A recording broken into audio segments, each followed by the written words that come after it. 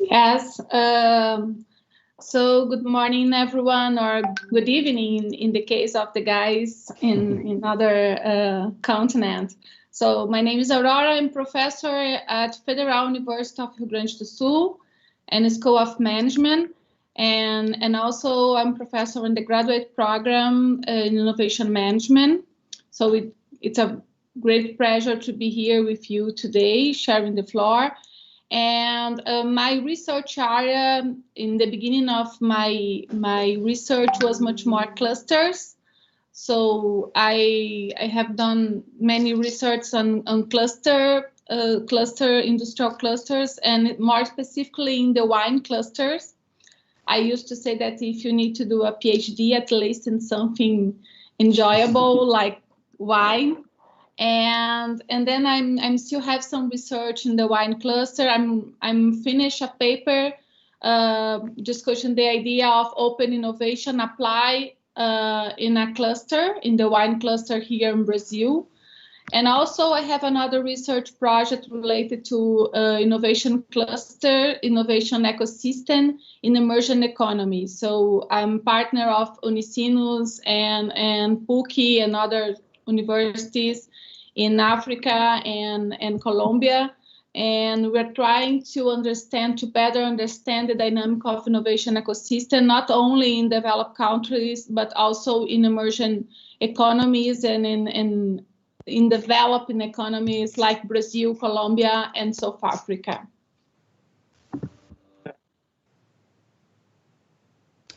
Yeah, thank you. Yeah, thanks for having me here. So my name is Marcel Bogers. I am a professor of open and collaborative innovation at the Eindhoven University of Technology. Also affiliated professor of innovation entrepreneurship at the University of Copenhagen, where I also used to work before. I just started in Eindhoven, back to my home country, the Netherlands, just last month, actually. And I'm also a research fellow, Garwood Research Fellow at the University of California, Berkeley. So it's a lot of affiliation, which means just keep myself busy, so to say. My main research domain is sort of the area of open innovation, so very much about distributed innovation processes that involve, relying on external sources of innovation, working with external partners in innovation processes, and so on. And I very much like to look at that sort of across different levels of analysis, ranging from like individual level issues up to things like ecosystems, what we will also talk about today. The question was the next paper. I think I'm maybe working on too many things, so I don't know, how to answer that question. But maybe one thing I can say, what keeps me busy right now is we actually had a recent call for papers on innovation ecosystems in the journal Research Policy, where I just want to highlight it because it shows a lot of interest in the topic of innovation ecosystems. So we got a lot of interesting papers there, so we're working on those. The other thing I could highlight is, for me, what I find also interesting about this domain of open innovation and ecosystems is that it's also part of addressing the larger societal challenges that we face on different levels, and that's also something that I'm really interested in to work on in the future. So there's not a next paper necessarily coming up, but in the future I do hope to work more with that topic as well. Great, thanks, Marcel. Magis, can you present yourself? Sure thing. Hey, also good morning, good afternoon, and noon, wherever you might be. My name is Madis. I'm actually a colleague of Marcel's. I'm an assistant professor at the same university, TU Eindhoven, and my field is in entrepreneurship and innovation.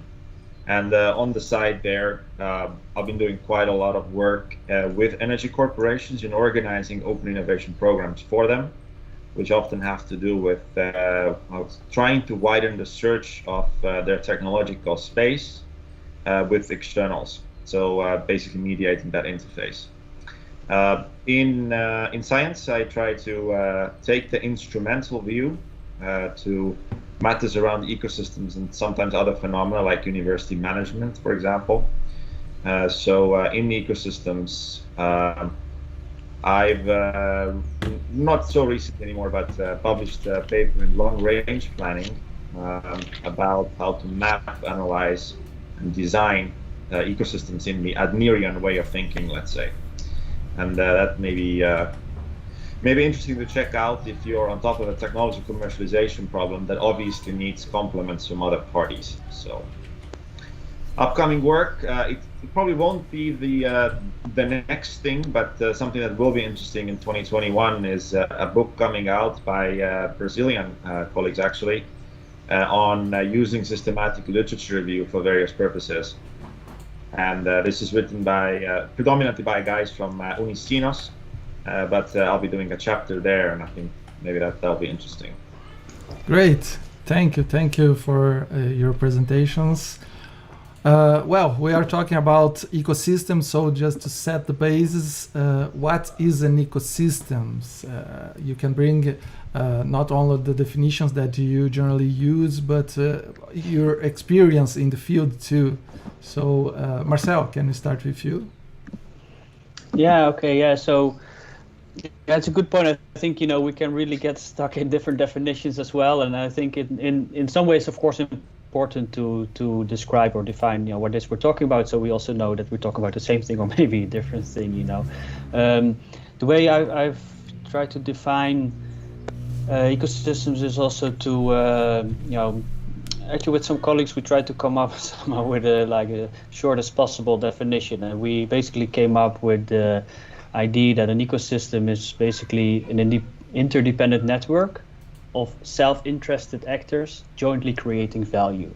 So it's a high density sentence there, but basically for me, one element of an ecosystem is that it is about a network where you have different stakeholders that are dependent on each other to jointly create value.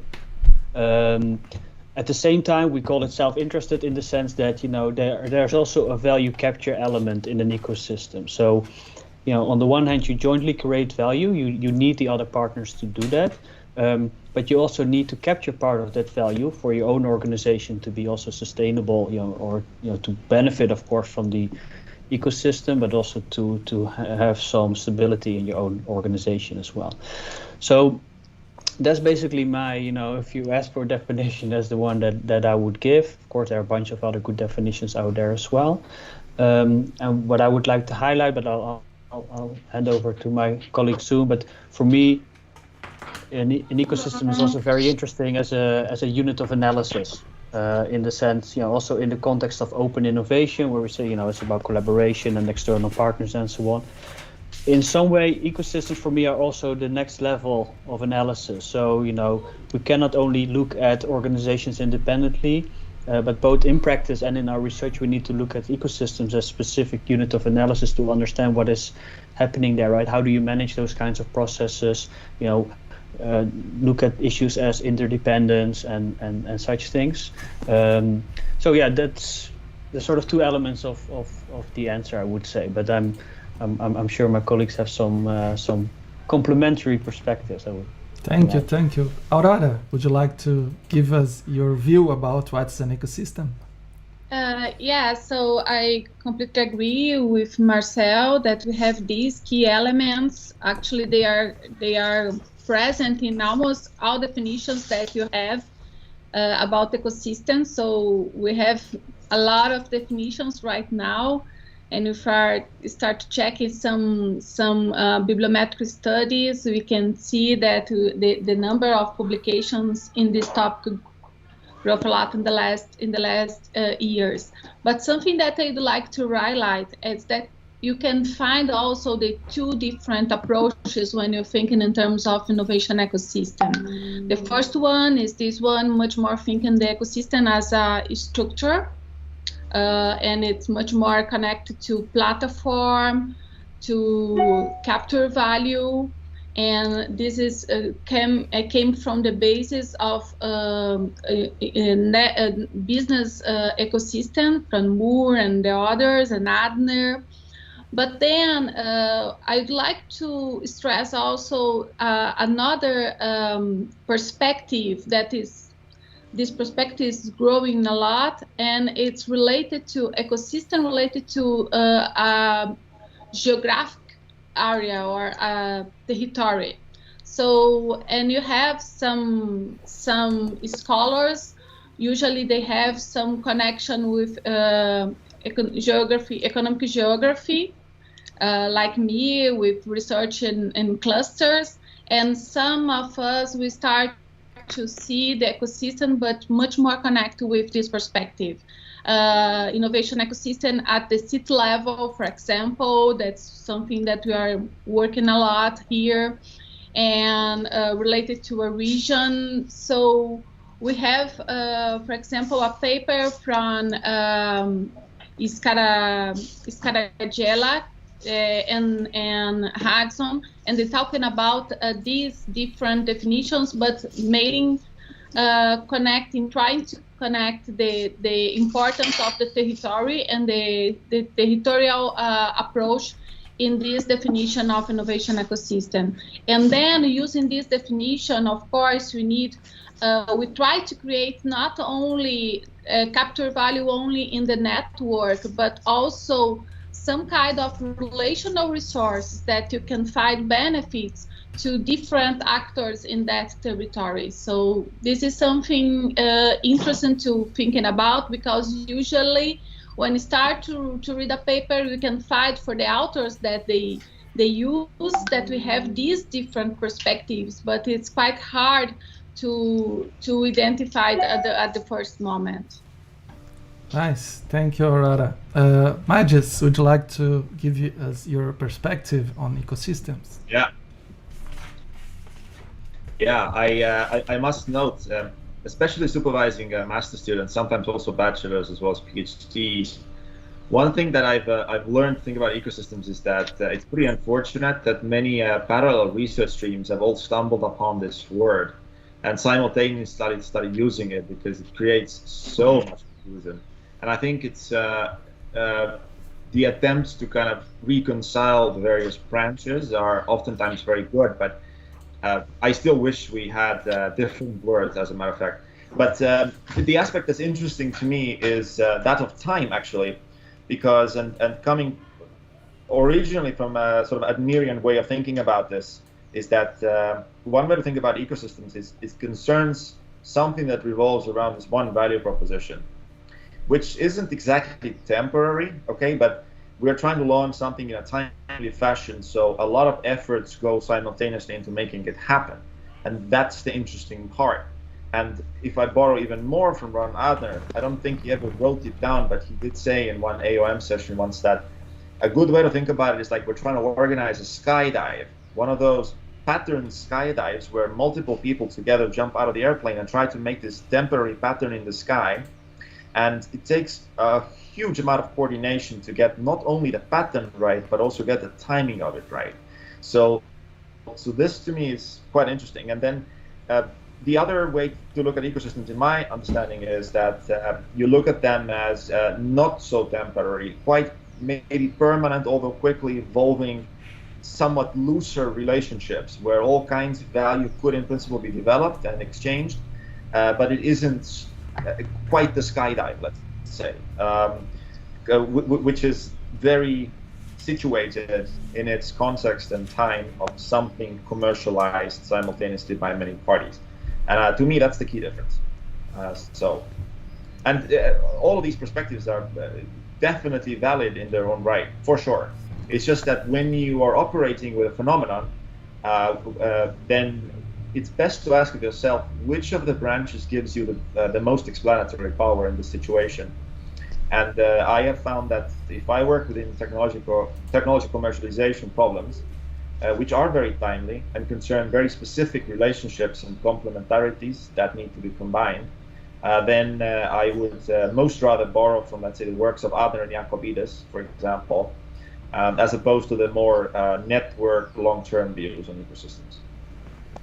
Great. Can I maybe respond please. to that? Is that this is probably a little bit strange because Matisse and I, we are colleagues at the same group, but as I just started last month, we didn't have so much opportunity to talk about these things. So I'm actually going to use now some time to ask him a question which I think is interesting. We are working together because we are starting to teach a course together. So we have been working together, but not discussing this topic yet. So I think it's a great opportunity. But what I sort of interpret, my observation here, an interpretation of your point, is that sort of, again, both when you are sort of maybe working in practice, but also very much as researchers, you can basically look at also the life cycle of ecosystems in a way. So I just want to highlight that in itself, I think that is a very interesting topic, sort of the dynamics of innovation ecosystems, and you can also look at that from many different angles. And I think in itself, it's an opportunity to understand better some aspects of the the dynamics and the sort of evolutionary nature. But the specific point I sort of hear you say is that, or my interpretation of it is that there's maybe also a difference between sort of the early stage, when you're still maybe even designing or developing the ecosystem. This is when you start jumping out of that plane and start to sort of look for the complementarities and where to connect. And there's maybe not so much there yet, right? There's maybe a common understanding of what you want to do and maybe an idea of a potential value proposition. But that's a very different context than when you are looking at an existing ecosystem. And of course, I think, all of the research also is doing that, of course, because, when it exists, you can actually look at it. And that's often what we do as researchers, right? We kind of also look back at sort of what has already happened, and then we can sort of study the particular ecosystem and collect data about it and so on. But then it's more maybe then it's more the structural element of the ecosystem, or maybe sort of the management or the maintenance of it, which is I think very different from this other stage, which is more design and development. So my question to you is, did I sort of is that the right interpretation? And how have you, and I know you have worked a little bit also with these different aspects. I'm just curious how you would describe that and what the implications of that are. Yeah, I think one way to think about it is that okay, that's actually a really good question, because we do call both things ecosystem. And when I say both, what I mean is this, that you have these relationships as a company, for example, or as a set of companies. They have relatively permanent relationships with repeat partners, and these are of course evolving. We get some new ones in, some others we maybe drift away from, but sometimes we use these relationships for a particular purpose. And I think we have learned, or somehow kind of got to a situation where we call both of these things ecosystems. And when we use them for a particular purpose, what I mean is that I'm gonna innovate something myself, and a couple of my other partners, I'm going to ask them to co-innovate with me. And we're going to put something on the market. Like, for example, this would be something upcoming. The next generation of Xbox is an example of this. So Microsoft obviously has these long-term relationships with many developers, but they're going to really focus down on getting the generation of Xbox now launched. And that's a timely method, because you got to do that by Christmas, right? There's a huge difference there. And so Adner speaks in ecosystems in this latter sense. The time is very critical. Once again, I think it really makes all the difference. And not only time, but also the fact that Xbox and the complements to it, the games, are very specific, whilst the relationships are more long-term and perhaps more permanent. And we can reuse those relationships as Microsoft for also other purposes, like launching yet another generation of perhaps a totally different console system. And this to me is the kind of the two sides to it. Yeah. Great, interesting discussion. Aurora, would you like to add something to this debate? Please unmute the mic. I think that this is a strong relation with the territorial approach, because we are trying to better understand the life cycle of innovation cluster in our group. And what you can see is in the case of a territory, in the beginning you have we need some more coordination mechanism, because differently from an ecosystem as an extractor, when we're talking about a city level or regional level, in many regions, in many situations, they don't have the same objectives. Actually, they need to fight some common objective. And in the first element to develop or to building an ecosystem in that city is try to put all actors in the same table, or try to help them to find a connection and a key objective. In many situations, the quality of life of that city, or improve the economic development. We have this kind of objective, of course, but we need to develop this exchange knowledge, the flow of knowledge, because in many cases they don't know each other. So it's different when we're talking about the innovation ecosystem, for example, the Microsoft innovation ecosystem, like Talmar explained and used as an example. And then in this emergent moment, it's very important to have a more stronger governance mechanism, and also a way to improve this relation.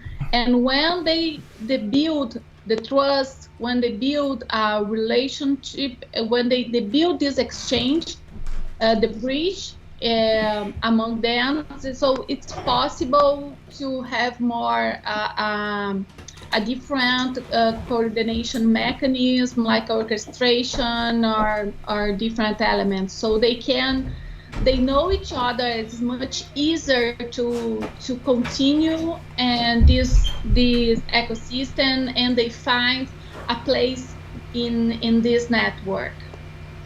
Great. I have a question about this, because I think that all these definitions bring at least one thing in common, that is value, right? It's the creation of value, capture of value, and of course I have a personal interest about this.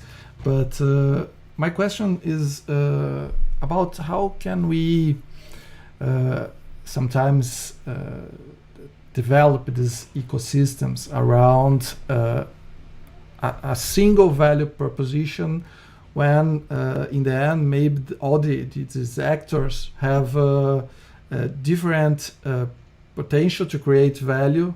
Each one create more or less value depending of other factors, and they capture also different levels of value or amount of value.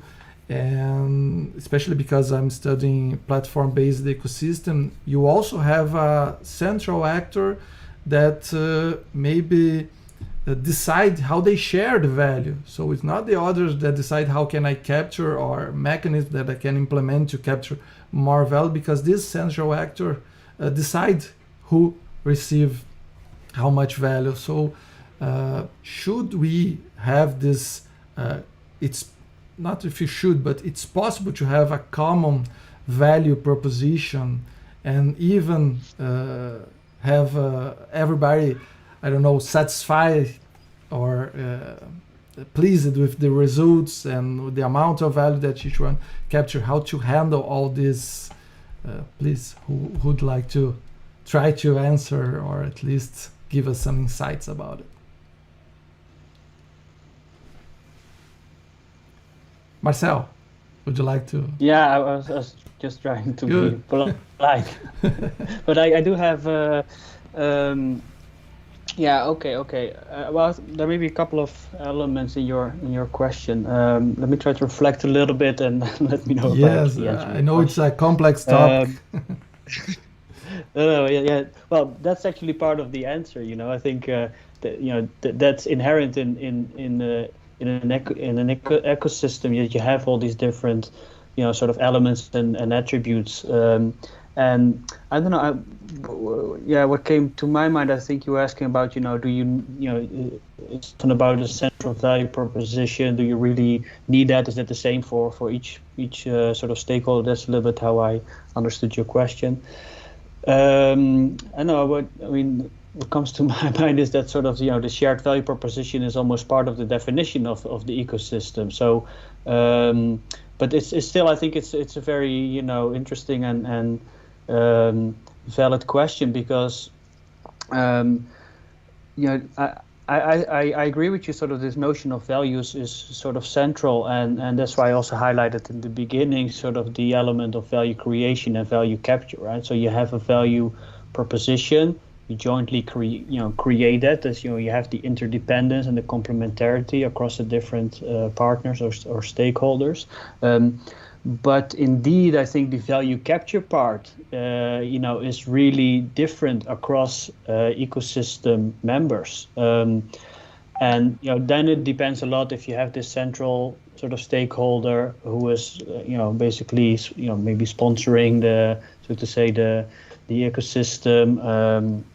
Who's in the lead there. If it's a more distributed one, that's maybe more sort of distributed or self-organized in that sense.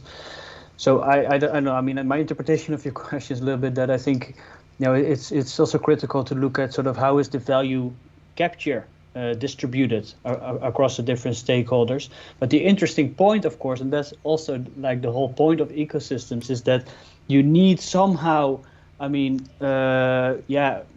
probably fair distribution is not the right way of saying it, but you need some distribution of value appropriation across stakeholders. Otherwise, the ecosystem doesn't work. I mean, that is the whole point of it. So that's what you also collectively are managing, or if you have that central firm in these sort of, some of these platform-based ecosystems that you mentioned, then that firm really has the responsibility to make sure that also the partners can appropriate part of the value, of course, right? So.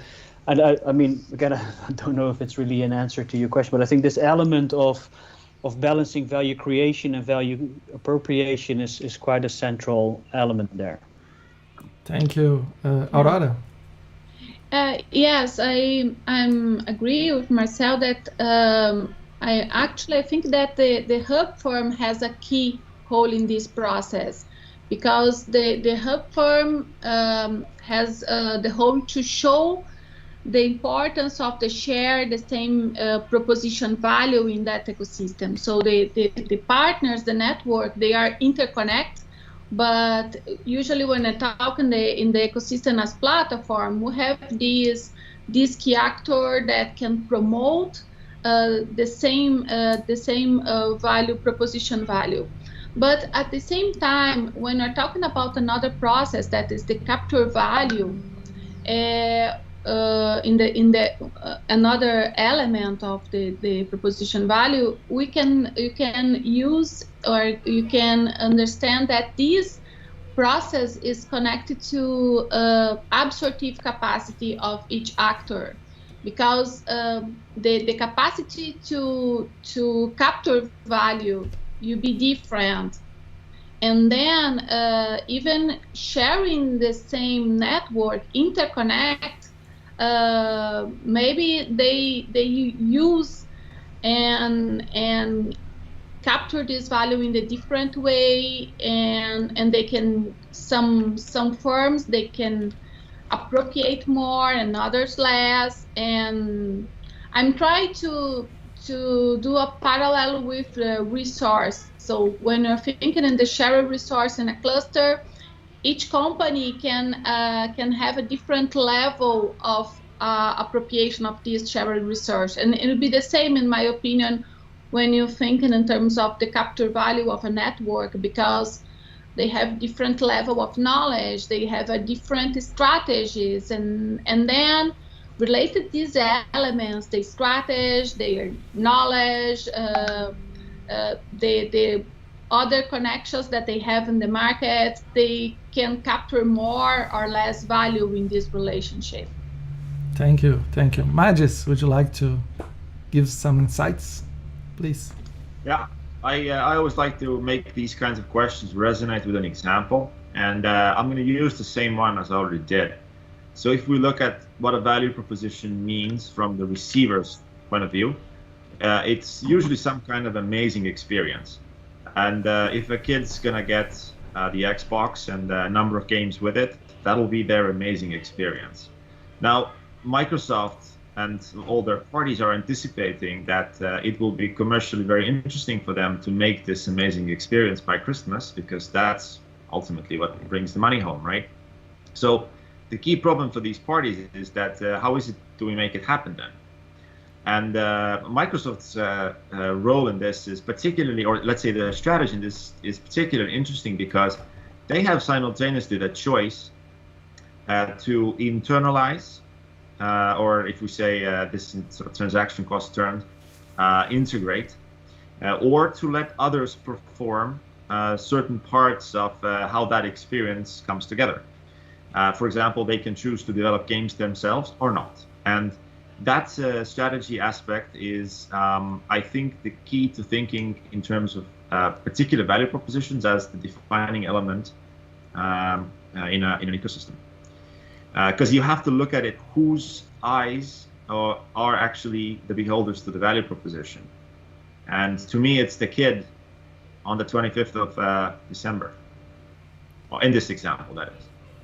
And that doesn't, by the way, mean that companies themselves can't look at value propositions as somehow being proposed and adopted between parties, but somehow bringing in the ultimate beneficiary, that is the kid. To me, it's helpful to think in terms of all the aspects that go into making that kid's experience great on that particular day. And that, once again, is an important aspect of it. Great, thank you. But our topic is also about open innovation. So I would like to understand your thoughts about what's the connection between open innovation and ecosystem. Maybe Aurora, would you like to start? Yeah, so in my opinion, open innovation is the heart of innovation ecosystem, because we cannot have a network of interconnect firms trying to create value together, and if you don't have some level of exchange and then you cannot think in ecosystem if don't think in also in the mechanism of innovation ecosystem. The evolution of innovation ecosystem depends on this this process, depends on the innovation, open innovation mechanism. So of course in the beginning, as I was explained before, in my opinion, in the beginning they must to develop much more the trust, these mechanisms to exchange knowledge, and sometimes the openness level of firms, they are different. And during the evolution of the ecosystem, they can consolidate much more the relations, they develop much more the trust, and then they can have another level of innovation, open innovation in the ecosystem. So we can see also this strong relation between the open innovation mechanisms and the evolution of ecosystem. But in my opinion, it's something basic. If you don't have open innovation, how to develop an ecosystem. So, and I defend a lot the idea that open innovation we cannot see only in the firm level. I agree with the Marcel ideas, and then we need to consider also this network level and how the different actors they share value, then capture value together, and this is open innovation. And in the process of the evolution ecosystem, I think that they change their business models, because they start to observe different ways to capture value, different opportunities, and they also start to see how do not inbound and outbound process and how to change their business model to consider this relationship with the different actors in the network. Nice. Marcel, what's your thoughts about this? Yeah, I mean, I think that's a great response. You know, and I think you stole many of the answers that I was going to give. So I think that's great, because I agree that, I mean, there are also different perspectives on this question here. I think one thing you're also saying is that essentially, you know, open innovation and ecosystems are also part of a larger framework. as I said in the beginning, the way I sort of, would describe my own interest or research agenda in the domain of open innovation is also looking very much across these different levels of analysis. So indeed, you can look at open innovation. We often look at it as an organizational concept, but you can also go to the level of network or ecosystem and so on. So I think that is definitely one element where there's a connection. But I think probably also more interesting, and that's also the other element of the answer that Aurora gave, is that basically, I agree. You, as an organization, you need some level of openness to be able to engage in an ecosystem. That's pretty much the definition, of course, right? But you are basically also raising the level of your openness activities, in a way that you are essentially almost like co-creating, co-managing the innovation process together with other stakeholders. But what that means, and this we also know from open innovation, is that indeed you need to consider, the specific mechanisms that are relevant when you engage with external stakeholders. And I think you mentioned before also things like absorptive capacity, right? So you need a certain level of internal knowledge to be able to understand what your partners are doing and to actually work together with the external partner and to sort of integrate some of the the knowledge of the partners that the complementary partners that you need to collaborate with in order to develop that value proposition. But it's also things like do you have the right organizational culture to be able to work with these external parties. This is also kind of well-known topic, of course, within open innovation. We often talk about you want to avoid this not invented here syndrome, but rather have a culture where people really are willing to work together with others. And I think you can the interesting example, I just moved to Eindhoven here in the Netherlands.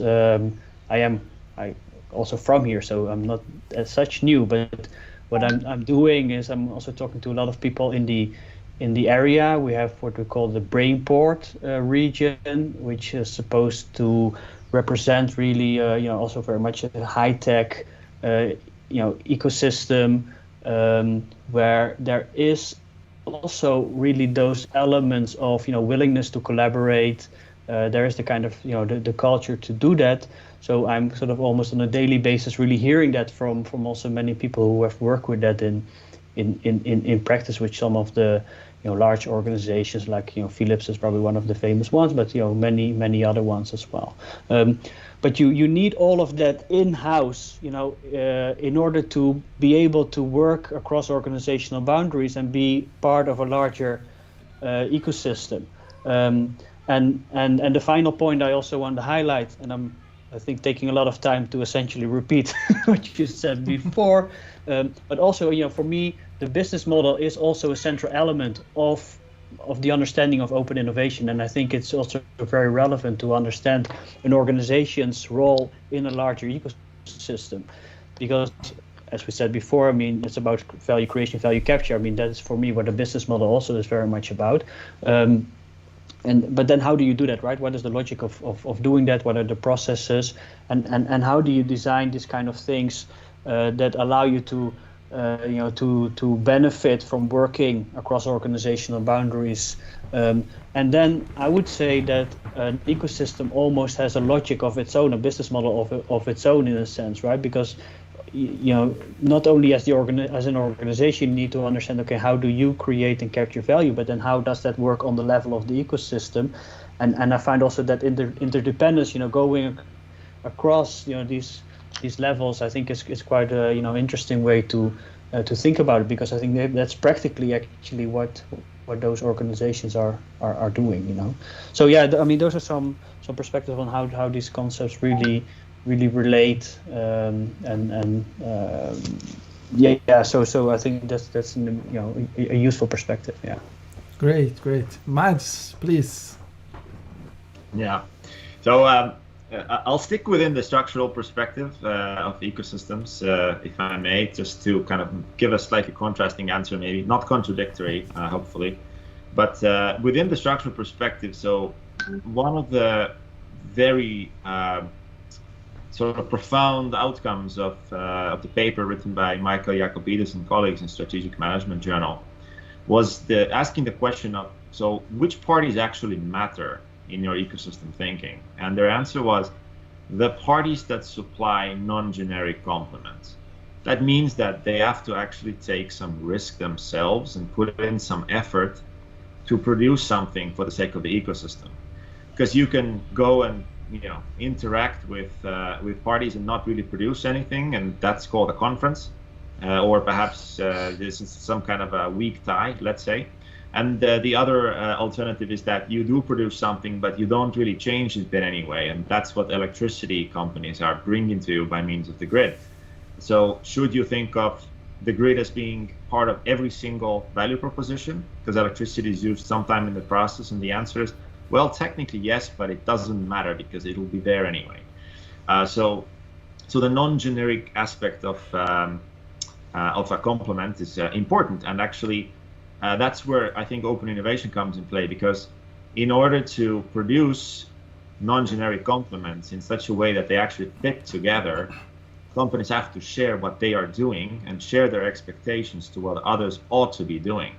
And those others have the choice whether to do those things or not, and that is their choice, which is another point that Jacobidis brought in, is that we're dealing with non-hierarchical situations, so we can't tell the other company this is what you must do, but we can try to lure them to produce certain things, innovate in a certain way. And well, once again, open innovation, I think, is a good way to think about the relationship between those companies, about the extent to what they are sharing and what kind of methods can they use in a non-hierarchical situation to get others to produce things for them. For example, one of these might be a very attractive end result, which allows all of us to capture a lot of value, which I assume is what Microsoft is trying to claim right now, to get all the developers, well, I guess they're not developing anymore for this Christmas, but basically to produce things in a timely fashion so that they would be on the shelf simultaneously. So there is some kind of a bright promise at the end, maybe as one of the mechanisms to get people to produce things together with you. So that's how I would bring open innovation into this aspect of, if we think in terms of structural terms of ecosystems. Great. If I can kind of make a resume about this topic, it looks like that to create, develop an ecosystem, we need to have companies that are suitable for open innovation. But for companies to be more to do this open innovation, they need to have a business model that is also designed to, create value or able to interact with other actors. So it's kind of not a maturity model, but looks like that companies need to have some level of maturity to do open innovation. Then you can go for the ecosystem creation or development. Is my thoughts right? It's what do you also think? What do you think about this? It makes sense? Yeah, I if I may. Well, I think the issue of maturity also is an interesting one. And in a sense, I think that plays a role, in somehow developing, say, an open innovation capability or something like that.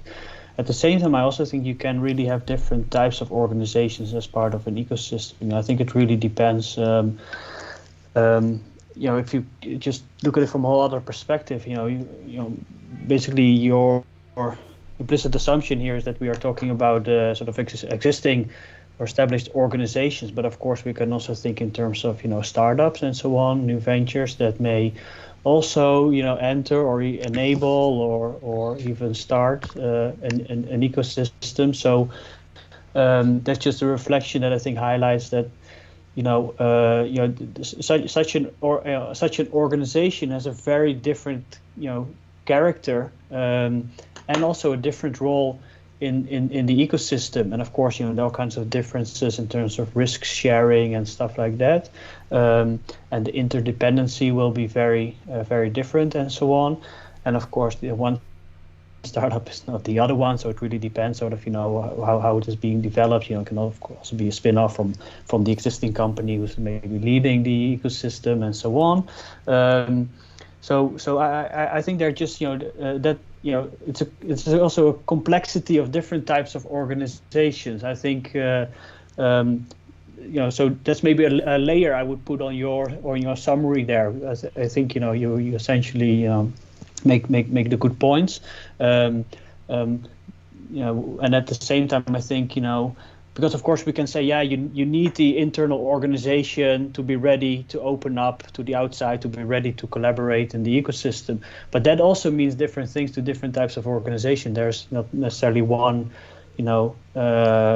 standard list of items you have to check. It really depends. There are a lot of contingencies in that respect, and it's very different if you are a large organization with several thousand people, or a startup with 3 sort of employees or something. So anyway, I think that's maybe an interesting layer to put on top of that, and to consider also the heterogeneity between different partners in the ecosystem in that respect. Interesting. Thanks. Aurora, please, would you like to? Yeah, I was thinking about the point that Maddis and Marcel run about the weak ties, and the importance of this, not only the strong ties in the ecosystem, but also the weak ties.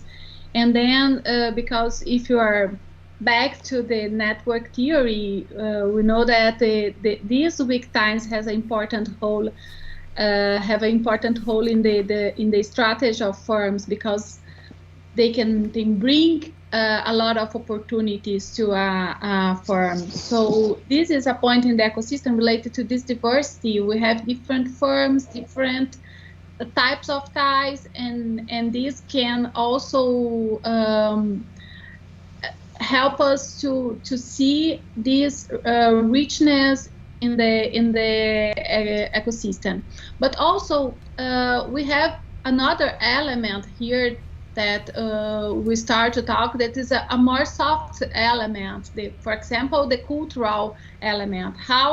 And this is something that can affect a lot the exchange in an ecosystem, because in an example, a startup trying to develop a relationship and to be part of a huge hub firm in a very structured ecosystem, innovation ecosystem, and maybe then have a completely different cultural perspective of the things, and how this can influence in this relationship, how this can influence in the open innovation process of this startup, and the relationship, in this case, between the hub firm and the startup. So I think this is another element that you should consider when you're thinking in the open innovation, in the innovation ecosystem, or when you try to relate this topic. It's something much more soft, and sometimes you try to better understand the mechanism and how they collaborate, what kind of key elements in this collaboration. But you have one important element related much more with the mindset, the cultural, and the kind of ties that these companies they have with external partners. Great. I don't know if I answer your question, but actually I try to pick up the different elements that I found interesting here, and I try to highlight in my answer, because I think that it's some new elements that the people here and in the audience, they can think in terms of the further research. Yeah, perfect. Mads? Well, we're closing in on a full hour, so I wonder if audience has some questions perhaps to raise to us. I'm Yeah. looking. There is no. I will give up my. We forgot the audience. No, I'm looking. The audience, and I'm looking what's happening in YouTube and Facebook. Maybe we can go for our final questions, as Aurora touched this point that's related to ecosystem and open innovation. So which future research streams would you recommend to our audience of research? So what questions remain to be answered in these fields? Please, Aurora, would you like to go? Yes, I think in some way I just answer your question, but I personally am trying to explore more the life cycle of ecosystem, because I think that we can find interesting insights, try to relate in the open innovation and the life cycle of innovation ecosystem.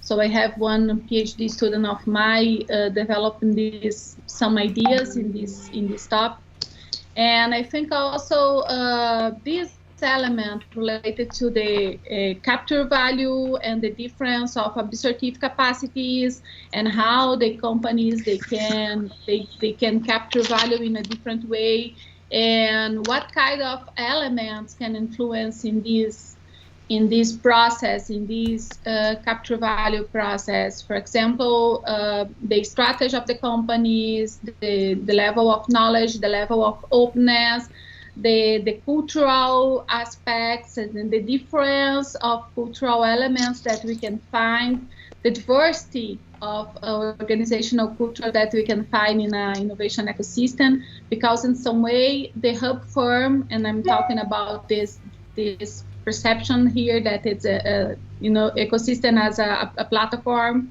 So the hub firm, they try to do a kind of evangelization process, and then we have we have part of this diversity maybe can decrease along the time, because the hub firm try to not impose, but in some way impose, depends, is a power relation in the ecosystem.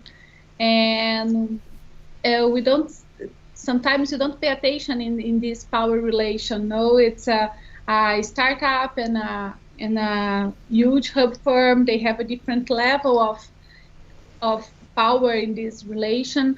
And sometimes the hub firm doing this evangelization process can reduce the innovation level of these partners, because they stay in the control in some way and in the power of this hub firm. So I think that it can be an interesting point to new research and also to see our data with another perspective. Great. So Microsoft here, I'm thinking in the case of Microsoft, because maybe talking about Microsoft so many times that now I'm thinking, oh, poor guys that is part of the innovation ecosystem of Microsoft. Of course, the power is completely different in this relationship. So you influence Matt in my answer, but I think that could be a nice avenue to explore. Yeah, I remember now the problem that Apple is having with Fortnite, the game. So this is one situation that we have this power relation, and we have some rules that establish it, and one partner wants to capture more value than they do it, and the other wants to keep with that value. So yes, we have these issues also. But please, Marcel. Yeah, I think my kids are just worried that something will happen to their ability to play Fortnite, So, but I think it's more interesting case study unfolding, right? Anyway, yeah. So, yeah. Obviously, there are really many research opportunities. I think the sort of the complexity of the ecosystem notion in itself is interesting, right? So and there are different components of an ecosystem. I think we try to highlight some of them also today in the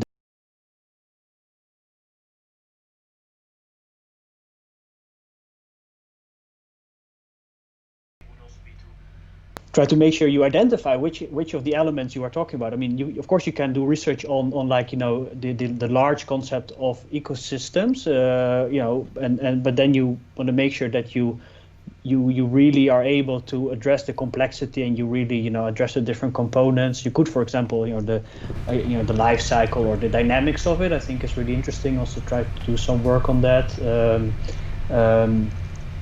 And I think it's a fascinating topic as well. And then you are more on this generic level of the ecosystem, you know, or you go sort of into more depth in particular components of it. But be careful not to do too many things at the same time. That's kind of one advice.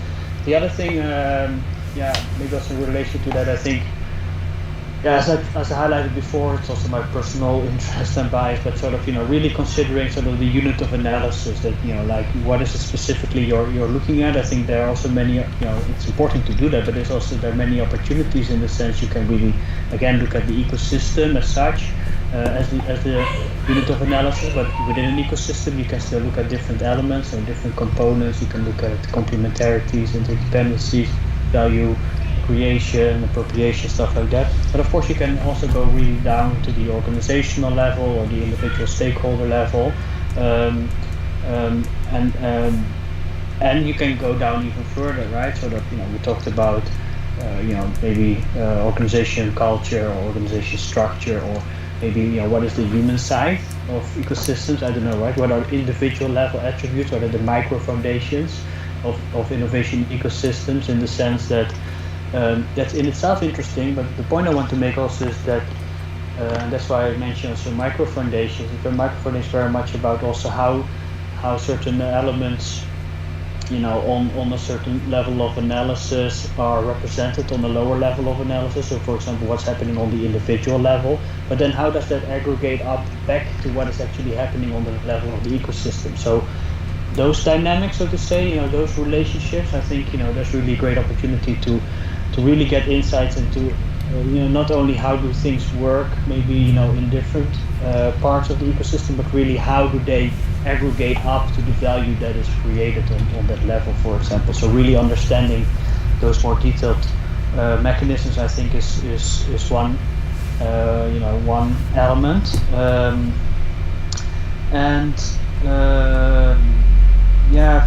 So what I think also really interesting is that, you know, in relation maybe to some of the examples we talked about, I mean, you know, also better understanding when ecosystems maybe fail, you know, that could be interesting as well too.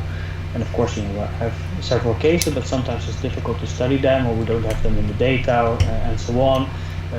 Maybe especially in the emerging phase, I think, you know, there are probably many potential ecosystems, you know, that are not existing because they just didn't really work, right? So, but it has a lot of implications, of course, also for research design and everything. But I think that in itself could be interesting as a perspective. And the final, I mean, one advice I would also like to give, sort of, you know, our colleagues is also a little bit experienced, you know, as author, but also reviewer and editor, is that when you do work on ecosystems or innovation ecosystems, I think it's really important that you clearly ground your work in a particular part of the literature. And I think, you know, we also highlighted before that there are many different streams of ecosystem literature. You know, some are more related, some are less related. It's really quite confusing. I think also Nadis mentioned that in the beginning. So yeah, that is somehow a problem. I think some of us will try to work on that, but, you know, not every single paper is solving that problem, right? So I think it's really important to, you know, in any particular, you know, piece of research and article you try to write, is that you are really quite clear, first of all, what is the problem you try to address, you know, whether it's a practical problem or an academic problem, but really ground it very clearly in certain part of the literature. I mean, are you really talking about innovation ecosystems? Well, then really, you know, elaborate on that, really ground it in that literature. Of course, you know, you have also other types of ecosystems, maybe more on the platform side, or entrepreneurial ecosystems, or more on the sort of regional ecosystem. I mean, and it gets very confusing, I know, but I think one way you can help yourself is I mean, you can be confused in general, you know, when you sort of try to develop your research agenda, but in the specific paper, you cannot really be confused, right? So just try to carve out a particular domain that you think, okay, this is what I'm really focusing on. And I think then you can make a much stronger contribution. Of course, you know, try to highlight, you know, the specific element, you know, which could be any of the examples we talked about that you're actually making a contribution about, you know. So I think that's also something that I think it's more general advice, but I think it's important, especially in this literature. Yeah, thank you, Marcel. As a PhD student, these advices are great because I'm stumbling and struggling to find my research question with all these literatures different. So yeah, we need to stick to something, and sometimes this is the way I need to go. But yes, it's a hard way to go. Mads, yeah, and please. you can be confused, you know, you can be confused, but the paper has to be clear, right? So that's where you can switch the button, you know. That's right. Thank you. Please, Mads, share with us your thoughts.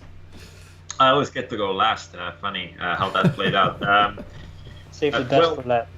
Yeah.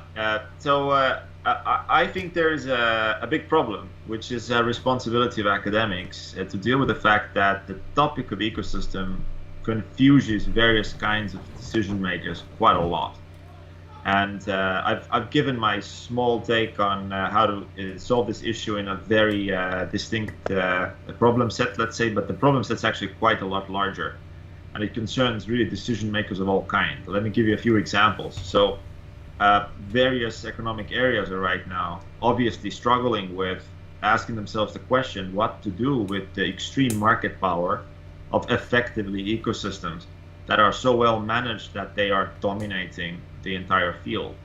So we have a whole antitrust question opening up, and so the decision here is in the hands of policymakers, and I don't want to underestimate them, but I think it's a very hard decision to make, because in what way do you regulate or do you not regulate these market participants, and not only them, but actually all of their affiliates combined, right? Because they tend to be platforms. So this is one type of decision making I think is potentially needing a lot of support from research community right now. The other one that I see is pretty relevant is those who are funding various kinds of innovation, especially in its earlier stages. So this is also something that the public sector has a big hand in. R&D innovation, R&D to lower TRL level projects are often funded from the public coffers, and that's a situation where effectively the funding party, which is usually an extension of the government, is in a position where they need to decide what kind of an ecosystem deserves a life right and what kind doesn't.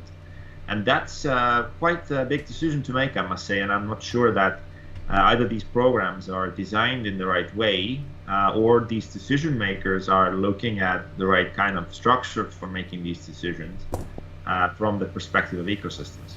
Actually, also from the perspective of open innovation. So I think this is a huge research topic that is practically untouched in both of those literatures.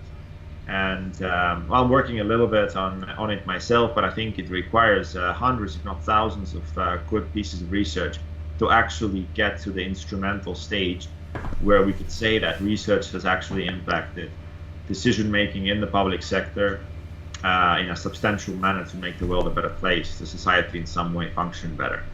I think we ought to look at that. Great, Mads. Yeah. So we are getting to the end. I would like to give a special thanks to Marcel, Mads, and Aurora. You increase our knowledge about the role of open innovation in developing ecosystem, and also all the topics that we debated. For our audience, our next event will be November 26th, so follow EcoHub in our social media to receive updates about our next guests and also the top. So thank you all, and I see you. Bye-bye. Thank you. Thank you. Bye. Thanks so much. Bye. Bye-bye. Great, guys.